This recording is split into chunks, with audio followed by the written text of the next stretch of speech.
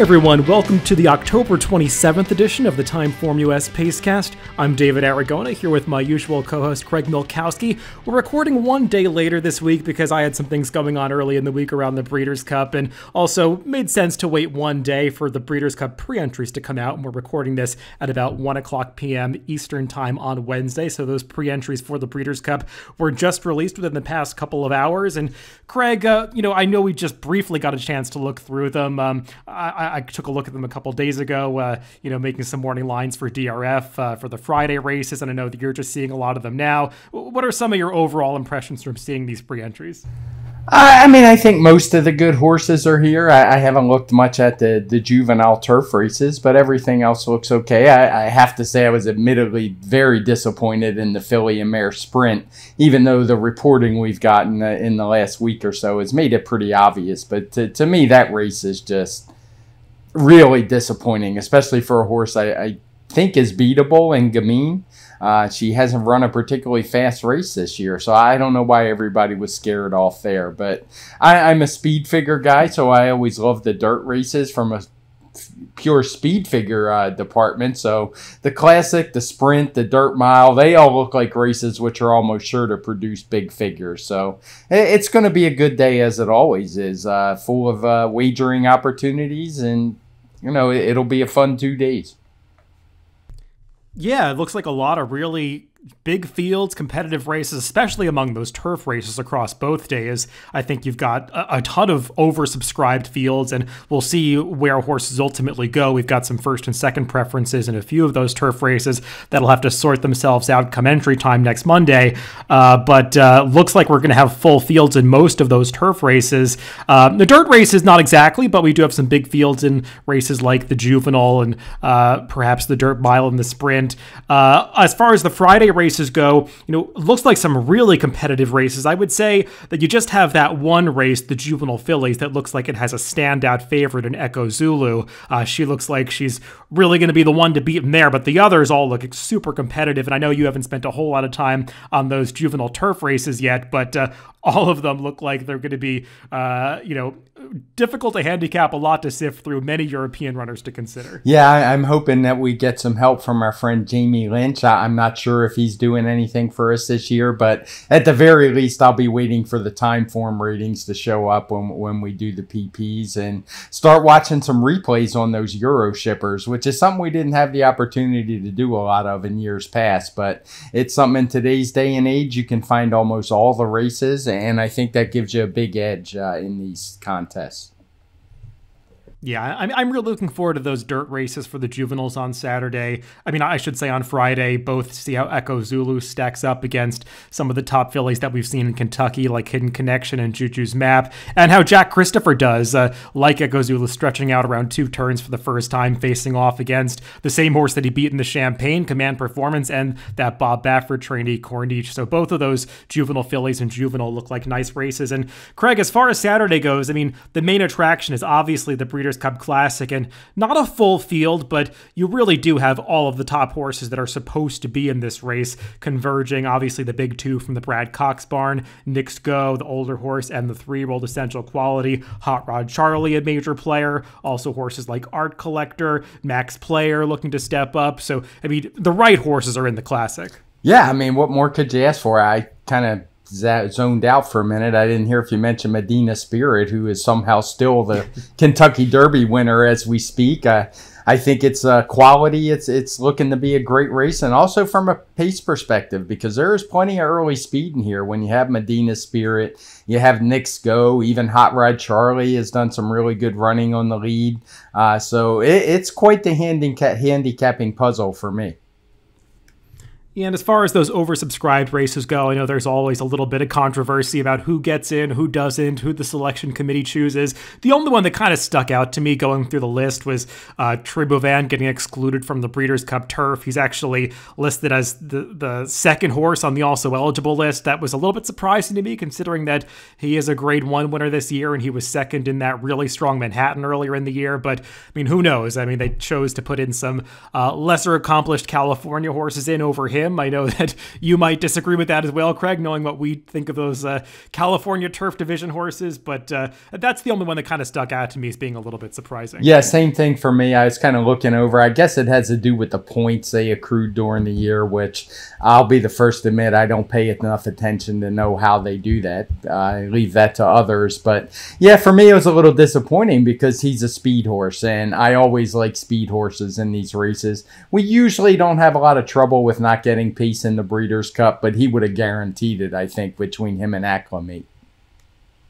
Yeah, it does seem like one horse is likely to come out of the Breeders' Cup Turf main body, as Loves Only You has first preference in the filly and mare turf. So the horse just ahead of him, Japan, will probably get in, but we'll see if Tribhuvan gets one more defection to get into that race, because he and Acclimate both being in the same race would definitely create quite a bit of pace for those looking to close in that Breeders' Cup Turf. We'll talk a lot more about all of the other Breeders' Cup races next week. Craig and I will be doing a lot of content, both the stakes previews that you'll see on the DRF's YouTube channel. I'll be doing a betting strategies package with Brad Free that you can find out more information about on DRF.com. And Craig and I will be putting out a podcast next week doing some Breeders' Cup handicapping. So a lot to look forward to in terms of Breeders' Cup content next week. But Craig, right now, let's actually rewind and look back at last week, because there was some good racing taking place around the country. Not really any top-level Grade 1 racing, but we did have some interesting graded stakes at Keeneland and Belmont especially. Yeah, it was a solid week of racing. I know we did plenty of shows on them, and we saw a strong debut out at Santa Anita. Some, as you said, some good races at Belmont. So for non-Breeders' Cup, it seems like the last few weeks, usually leading into the Breeders' Cup, hasn't been that strong, but it was pretty good racing this year. Kick things off at Keeneland, where their feature race last Saturday was the Grade 2 Raven Run for the 3-year-old fillies, a race that Craig and I talked about quite a bit on our stakes preview last week and also on the forecast last week. And Craig, you had a good opinion in this one, as Caramel Swirl was able to just get up at the wire. Good ride from Junior Alvarado, who reserved her off the pace and was able to produce her at the right time, though the runner-up in here, Joy's Rocket, was pretty game. Yeah, I was going to say, it was a good thing she did get up, because I had no parts of the runner-up. She ran quite the race in there, and it was a race where it's almost as much as Caramel Swirl was just of the contenders the only one to show up, the way it looked to me. Just a lot of real no-shows in there. Obligatory didn't do any running. The Cassie horse from the inside, whose name I'm forgetting, just really didn't do any running at all. So of the contenders, she ran the best, and the long shot actually held on for a good second. It's a 112 for Caramel Swirl on the front end. So solid figure, nothing I'm going to get too excited about. I don't think any of these horses would have been threats in the filly and mare turf, as some, including me, had thought beforehand. Yeah, it really wasn't that fast of a pace. I mean, it was honest, but not as fast as the next race we're going to talk about that was at the same distance at Keeneland on Saturday. And Obligatory, I mean, she's just always a horse that, you know, when she's at the back of the pack early, there's the chance she's going to be left with too much to do if they're not going really fast up front, and they weren't here. And Florent Giroux was just never able to get her into the race. The same for Super Sensational, the horse that you were referring to from the Marcassi barn. So they just couldn't really get involved from the back of the pack. And Caramel Swirl, she's really the only one that did substantial closing in this race to get up to win from about mid-pack. The other 7 furlong race that was run as a stakes on Saturday at Keeneland was the Perryville. This one a listed stakes for the 3-year-old males.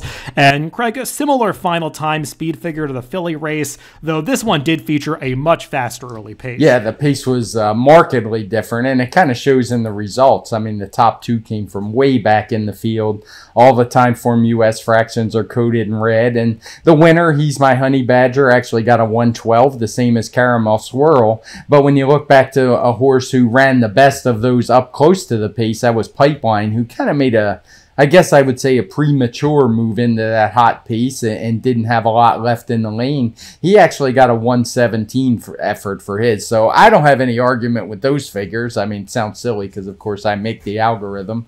But I think he was the best horse in here. He just moved a little too soon, and I think that 117 is totally legit.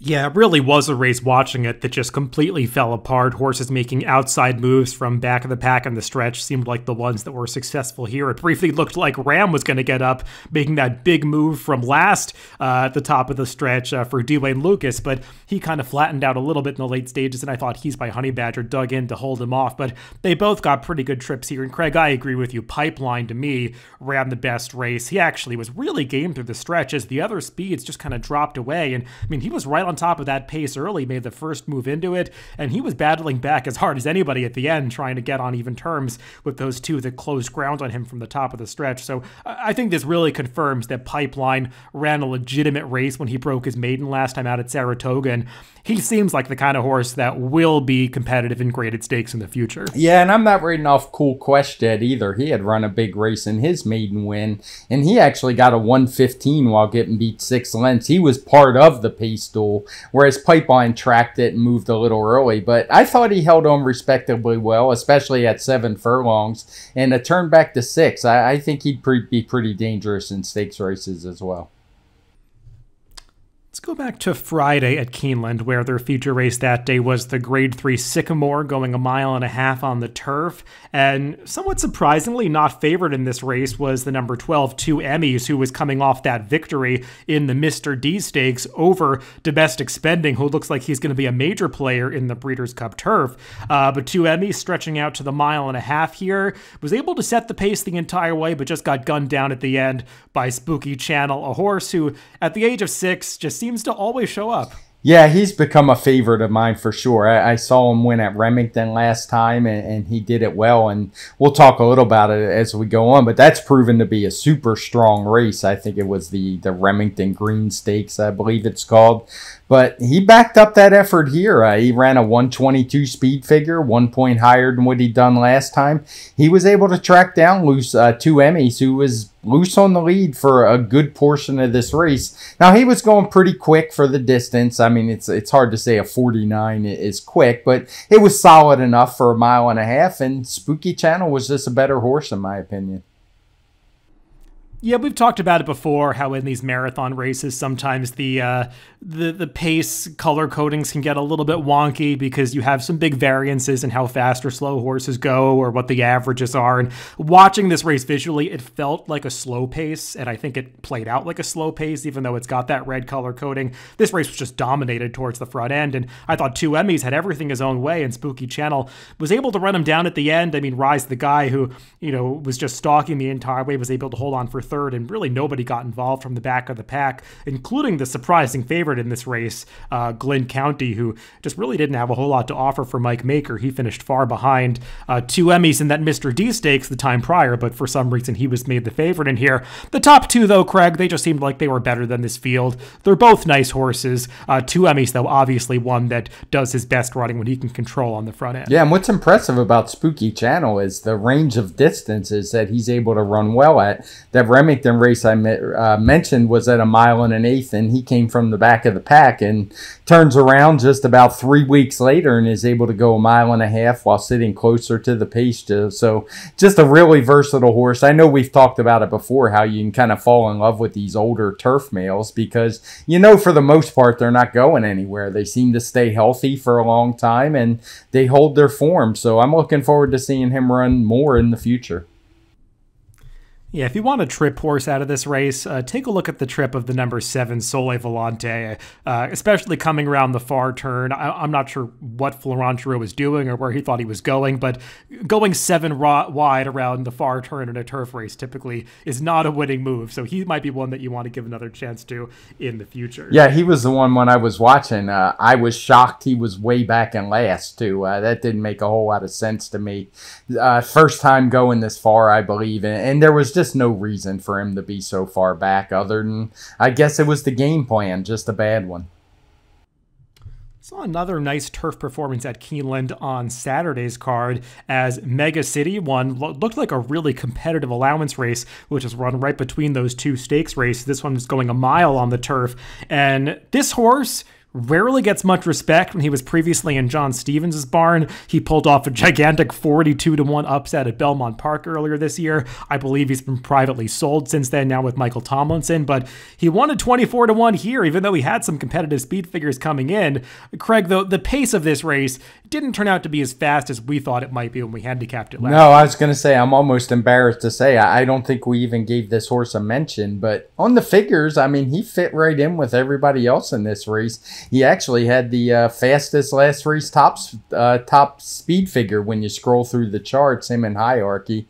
And he was just able to establish a clear early lead, something neither of us thought was going to happen from the 10 hole. And once he did that, he's just always going to be a tough horse. He's one of those ones that was also coming out of the Remington Green. He was involved in a really hot speed duel that day. He tracked a fast horse, Don't Ask, Don't Tell. All the fractions were in red, and he collapsed late, but that was unsurprisingly, as that race just kind of fell apart. It was the race Spooky Channel came back to win. But another horse who was also well back in the pack that day, Sunlit Song, who I had later on the rundown, but we might as well just cover him now.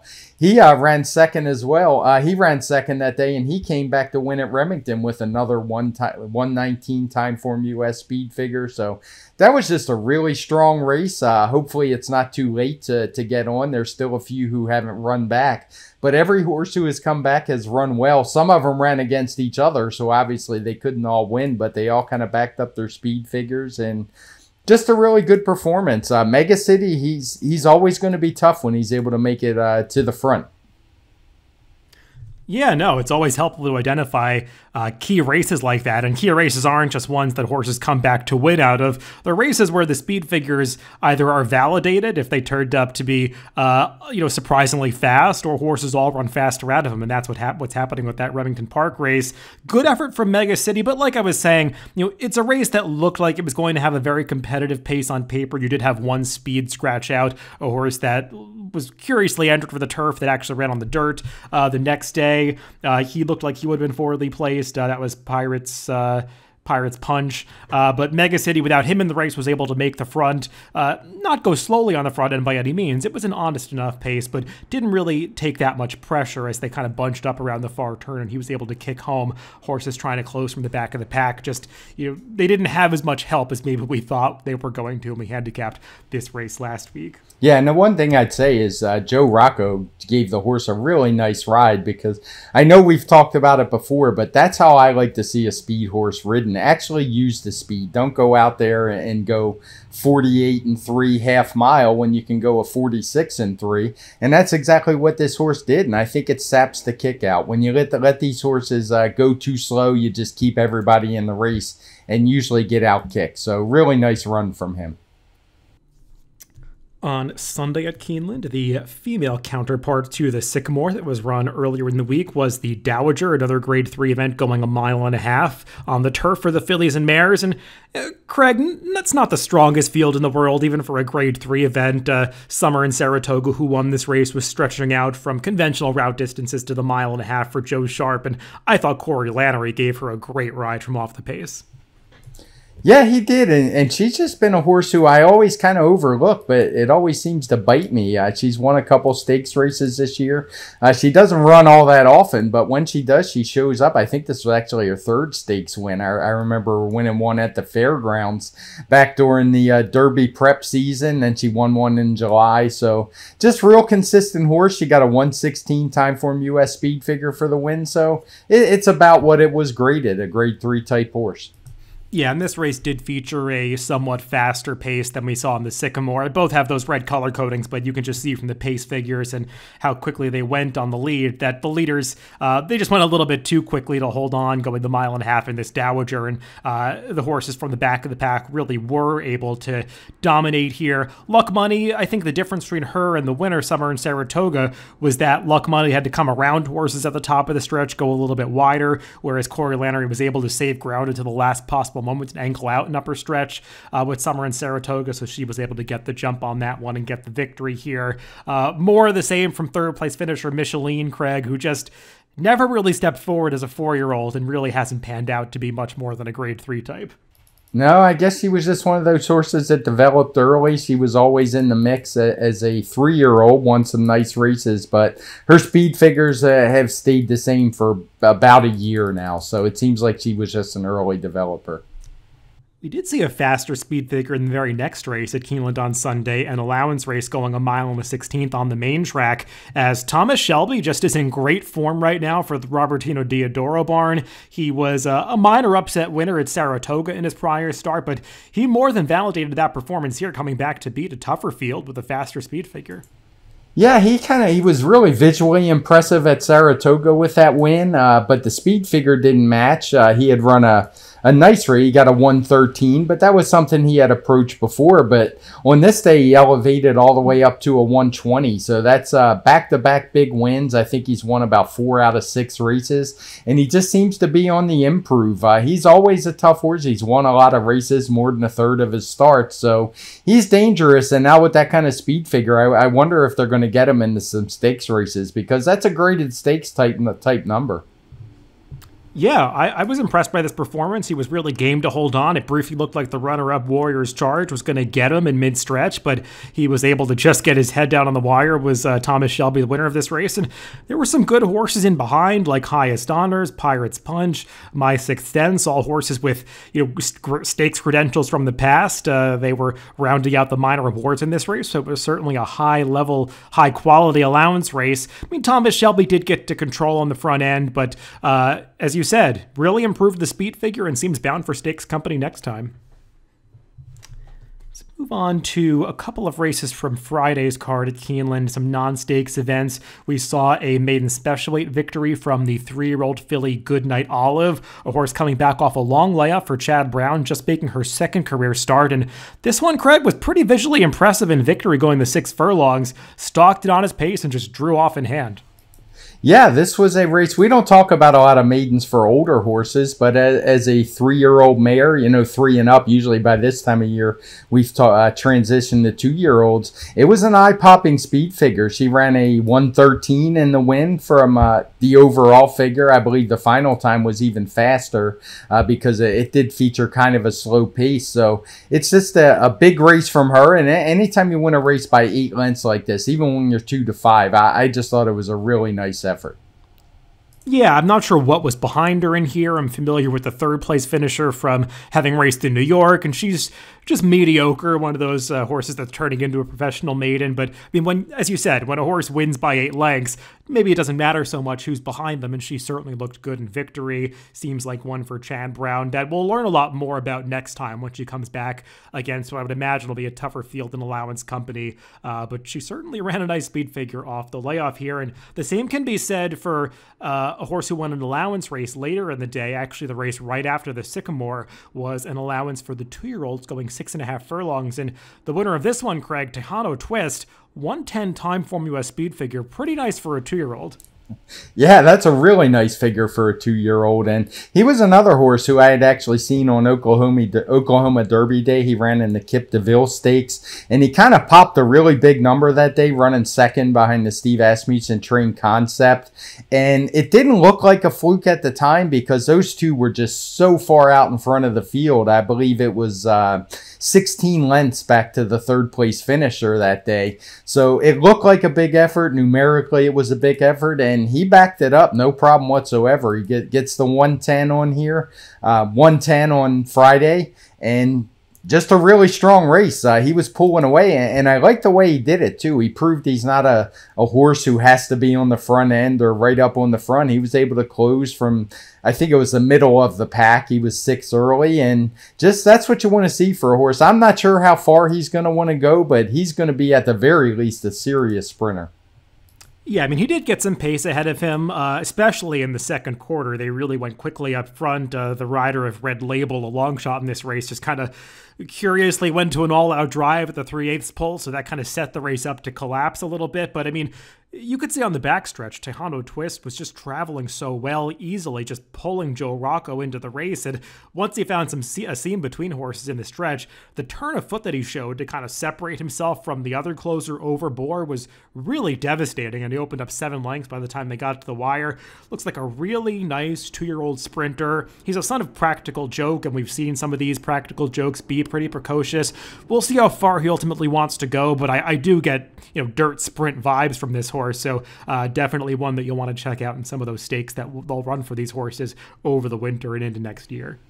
Yeah, and one thing worth noting is this was his 7th start already. You don't see that from a lot of these 2-year-olds. He's actually was gelded after a couple starts. I imagine he was frustrating his connections, probably had some talent. But since being gelded, he certainly looked like a new horse, and particularly in these last 2 races. Move on to Belmont Park, where they ran 3 stakes races that we'll mention from last week, including a couple of the graded variety on Saturday. The feature that day was the Grade 2 Hill Prince, going 1 1/8 on the turf for the 3-year-olds. And Craig, we talked about it a little bit when we handicapped this race last week, that Public Sector, he just keeps getting good trips and getting the job done, and he's just gradually improving his speed figures race by race, and he did it again here. Yeah, he did it again by 1 point. I believe he was one that had improved every single time out, and he continued that. And I think a lot of that has to go to Irad Ortiz, who just absolutely rode him perfectly, in my opinion. He actually kept him up pretty close to the pace in this spot and had plenty left to finish. So good, solid horse. I mean, that 114 he ran, that's not going to scare too many people away, but he just keeps winning. Yeah, these 1 1/8 races at Belmont Park, on the inner turf, you always do want to have forward position, and I thought Irad did a really good job getting this horse forward enough early because, clearly he was never going to be close to Never Surprised on the front end. That horse has some runoff tendencies and likes to open up on the lead. He gets a little too headstrong, and he did so here under Kendrick Carmouche, but I thought Irad did the right thing to have Public Sector kind of leading the rest of the pack in 3rd place, and he was able to get first run on the others, and this horse still had some lengths to make up in mid-stretch, but he really kicked it in well to run past a Never Surprised, who was game once again in this race. But Public Sector just a little bit better on this day, and he's just a horse that seems to keep getting better. He knows where the wire is, gets his nose down, and if he keeps improving like this, I'm sure that we'll see him as being a major player in a race like the Hollywood Derby towards the end of the year. They run at Del Mar. I know that's one that Chad Brown always likes to send some horses out to in Public Sector. Now that he's conquered 1 1/8, seems like a perfect candidate to do so. Craig, Never Surprised. He's run 5 times, and he's run really high speed figures in 4 of those starts. He just, once he's able to be given his head on the front end, and the one time he ran poorly, they chose not to do that. But when he gets the lead, he typically runs a nice race, and nice to see him show the versatility to go 1 1/8 as well.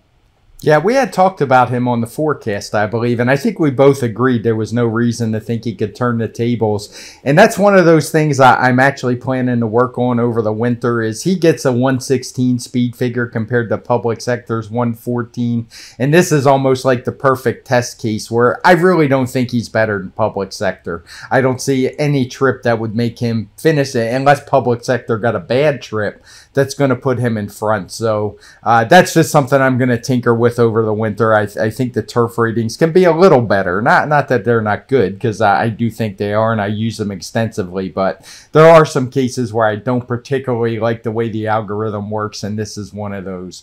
I do want to note, the top 3 were 1, 2, 3 basically all the way around the track, with just Public Sector passing the other 2, so it was pretty much a merry-go-round. So I do want to mention that I think Hilliard ran pretty well, and Soldier Rising, I don't know what Joel Rosario was doing on him. He was so far back into what was a pretty moderate pace that a horse that went off 8 to 5 basically had no chance on the backstretch. Yeah, it was kind of a funny race because it was like Never Surprised was running in a different race than everybody else. He's a horse that does like to go fast up front, and I think Kendrick Carmouche got him to go as slow as the horse was capable of going on the front end. Not that he went that slowly, but the others, they just showed no sense of urgency. It's almost like they let Never Surprised go like he was going 46 to the half, but he wasn't. He was going a moderate pace, and yeah, horses like Hilliard and Soldier Rising just got way too far out of it. You kind of knew that was coming with Soldier Rising, because he broke from post 11 and they head right into that clubhouse turn on the inner turf course at Belmont. So I think Joel just didn't have too many options except to go to the back of the pack and tuck in on that horse. And he even was hindered doing that because there was a runner inside of him going into the clubhouse turn. I think it was Original, who veered out really badly, almost bolted heading into the first turn, and that affected Soldier Rising. So some problems for him. He did finish well at the end of this race, as it kind of turned into a sprint to the wire after they slowed it down on the far turn. So maybe I'd give a second chance to a horse like that, but Public Sector definitely best on the day. The other turf stake that was run on Saturday's card was the Grade 3 Noble Damsel, and something we haven't seen in New York in quite a while, Craig, is a Saffie Joseph horse in the winner's circle. I think I had tweeted out it had been since July 15th, the opening day at Saratoga, when Saffie Joseph had his last winner on the Naira circuit, and he was able to break the losing streak here with Shifty She, who was coming in from out of town. And it's not like she got to walk on the lead, but aggression in these turf races in New York is always dangerous. Yeah, you did with something that's usually reserved. That's something I usually do, where I tweet out a stat and it immediately goes the other way. But it was hard to take this horse, in my opinion, if you looked at the trainer stats. But on paper and speed figure wise, she certainly fit in this field. And like you said, once you get a clear lead on the Belmont turf, you can be pretty tough to run down. She's another speed horse who didn't go slow. She was actually setting pretty solid fractions, but nobody was able to really make up any ground. And she was never in danger the last furlong. No, and I know that her owner, who was interviewed on the Fox show afterwards, was saying that he was really displeased with the way that Irad Ortiz rode her in her prior start when the instructions were to go to the lead, and he just decided to rate her, something that I know happens quite a bit with some of the top riders in New York, so that's why he brought in Edwin Gonzalez to ride her here, kind of knowing that he'd be aggressive and knew the horse and would send her to the lead, and that's what happened. And, Irad was on Tamahir here, and he decided to let Shifty She go. Maybe Tamahir just wasn't fast enough to keep up with what, as you pointed out, were honest enough fractions.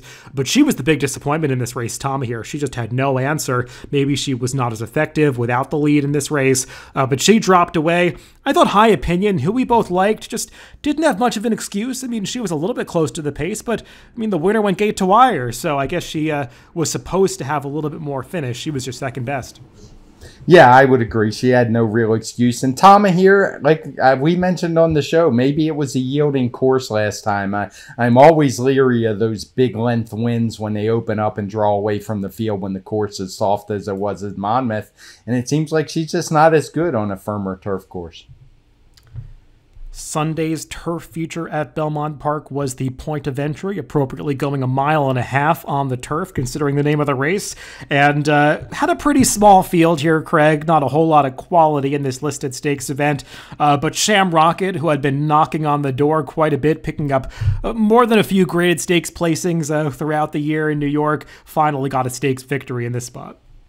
Yeah, he did, and he did so with what is basically a listed kind of stakes figure. He ran a 117, so about what you'd expect. It was only a 5-horse field, so I'm not going to put a whole lot of stock in this race. It wasn't the strongest field you'll see, and the real disappointment was Tie to the Sea, who basically did no running whatsoever in here. Yeah, I had liked Beacon Hill, the runner-up in here, stretching out for the first time. He was getting the 1.5 mile distance after having never gone farther than 9 furlongs. Looked like a runner from Michael Matz that might really appreciate the added ground, and I think he did. Just sometimes horses that are going these distances for the first time, they can get a little bit too keen, not be accustomed to the slower paces of these races. And I mean, he was able to break Tie to the Sea on the front end, but the two of them just went a little bit too quickly. And I thought Beacon Hill battled on gamely, but Shamrock, its experience at the distance and proven stamina, was able to win out in the end.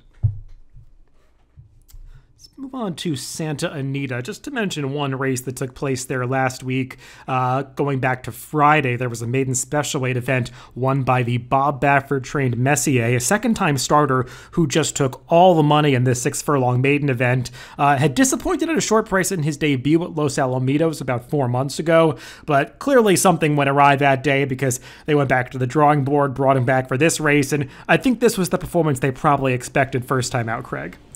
Yeah, the word was out that the Messier we saw the first time out was not the real Messier, as he went off 2-5. Wasn't the strongest field. I mean, there wasn't, nobody had hit the board before. There was a couple first-time starters in here. But he did everything the right way. He got a 109 TimeformUS speed figure, so similar to what we saw from Tejano Twist at Keeneland, doing in an allowance race. So certainly Bob Baffert's got himself another horse that can run. Yeah, and when you watch this race, I know that people tend to get fanatical about these kind of performances because Flavian Pratt, who was riding him, really just kind of dropped his hands at the 3/16 pole and allowed this horse to coast into the wire. And when you see an effort like that, people say, oh, this horse could have won by 20 lengths, got a 120 TimeformUS speed figure. I mean, it's hard to quantify how much faster horses could have run when they're geared down at the ends of races. Obviously, this one set some honest fractions on the front end, so he was going to be slowing down a little bit at the end. But I mean, to my eye, he was running through the wire, even though he wasn't being vigorously urged by the jockey. So we'll see how much faster he can run when he really is put to pressure. But like you said, he had obviously been working well in the mornings coming into the second start, and he's by Empire Maker, so you would imagine he's ultimately going to want to go farther than 6 furlongs. We'll see what Bob decides to do with him, but clearly, like you said, another good-looking 2-year-old, as we've seen before from the Bob Baffert barn. Let's wrap things up with just mentioning a race from Hawthorne. I know one that you wanted to highlight, the TimeformUS speed figure of, Craig, the Hawthorne Derby, the stakes race feature there last Saturday, going 1.1 miles on the turf. Not a whole lot of pace in this race, and I think that's what contributed to the nice little bump that the winner, Mose, got in his TimeformUS speed figure. Yeah, I just wanted to bring this race up because he was a horse who had actually lost the public sector in the Saranac. I think I actually liked him that day coming out of his Monmouth race, which was a similar slow-paced race, if memory serves, which it often doesn't at my age, but I'm pretty sure I did. And he hadn't got a chance since then. He ran in an allowance race at Monmouth that came off the turf and ran okay. And this was his first real try since then, and I just really liked what I saw from him. As you said, there wasn't a lot of pace, but he was able to raid off of it, close strongly from way in the back of the pack, and just win it pretty easily. So he got a nice 116 TimeformUS speed figure. It's not one of those races where the pace was so slow that we gave it an upgrade, but he got a good 7 points over the final time just because of how fast he was able to finish. Yeah, he definitely ran the best race here, being reserved in last early. He was able to save some ground on the turns, but he did come through to pass them all on the stretch, despite the fact that they really weren't going that quickly on the front end. I mean, do I really think this was a stronger race than the race run at Belmont, the Hill Prince, even though it got a bigger speed figure? No, I think if Mose had been in the Hill Prince, he probably would have finished 7th or 8th. Those are just better horses in my view, but he did run well within the context of this race and might be one that just isn't moving forward at the right time for his trainer, Patrick McBurney.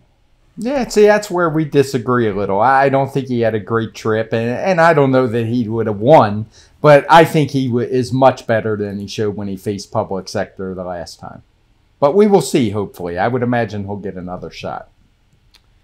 Well, that's it for the recap section of the TimeformUS Pacecast this week. We will be doing our usual handicapping show on the forecast in a coming days, actually just 2 days from now, since we're recording this on Wednesday. I know Craig and I were just chatting beforehand. I'm not sure exactly what we're going to do. They're doing that New York bred card on Saturday at Belmont Park, so maybe we can pick a sequence there. I think there's also some racing at Keeneland still happening on Saturday. So we'll see how some of those races come up, and we'll pick a sequence at one of those tracks to talk about when we do our handicapping on the forecast on Friday. But Craig, I'm looking forward to next week with all of the Breeders' Cup action coming our way. We'll be recording, I know, at least one podcast where we talk about some of our Breeders' Cup opinions, and we'll also be putting out multiple stakes previews that will look at some of those Breeders' Cup races that we'll be splitting up with Dan and Mike, who always do a great job with those.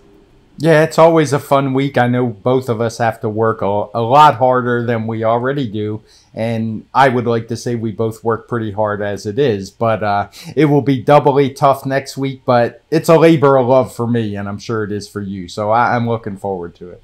Now, Breeders' Cup week is always a good time, and when you actually finally do get to the Friday and Saturday cards of those races, the payoff is often nice because it's exciting racing. You get to see all the top horses in action, and they're typically great betting cards. So a lot to look forward to next week, and we'll be coming back at you then. But make sure to stay tuned for that TimeformUS forecast before then, which we'll be recording on Friday. Remember, you can always catch both of these podcasts on DRF.com, Apple Podcasts, Spotify, and YouTube, wherever you get your podcasts. Just make sure to subscribe to the Daily Racing Form channel. Thanks for listening this week.